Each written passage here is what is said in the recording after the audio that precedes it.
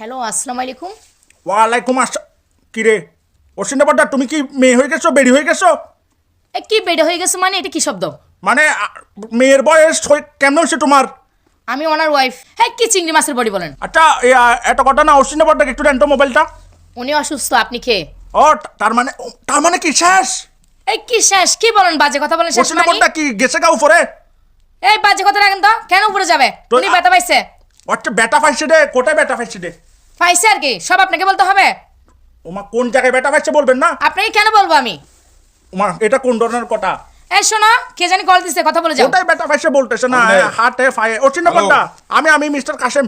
অবাজি তুই কি হারে কি শান্তি থাকতে দিদিনি? ভাইয়া, আই অসুস্থ হই দি অসুস্থ। অসুস্থ তো তুমি বলে বেটা পাইছো, কোথায় বেটা পাইছো ভাই? ওই আই বেটা কেমনে ফেলা? গরু লই খেলতে যাই ব্যথা ভাই দিয়ে রি। গরু নিয়ে তোমার এই বুড়া বয়সে তুমি গরু নিয়ে খেলতে যাচ্ছ রে? একবার সরদার চালাই দিম একবারে গায় গরু লই খেলে বলে বয়স লাগে না আলার পর। তো গরু নিয়ে খেলতে গিয়ে বেটা কোথায় পাইছো রে ভাই? ব্যথা ভাই ফিসে ব্যথা ভাই আই। ফিসে মানে কোথায়? ফিসে মানে কি তুমি ফড়িতে বেটা পাইছো রে ফুন্ডে? এসা বিয়া তুমি নকরিস। তোমার- গরু সিং যে তো আছে ব্যথা তো ভাই। তার মানে গরু সিং পরে দিছে পাঁচলাই। এসা বিয়া তুমি কইতে মানা করি দি তোরে। আচ্ছা, মাথা খারাপ নকরিস। এই বুড়া আই বয়স- প্রস্তুতি লইতে মাছিলাম আই ব্যথা ভাই।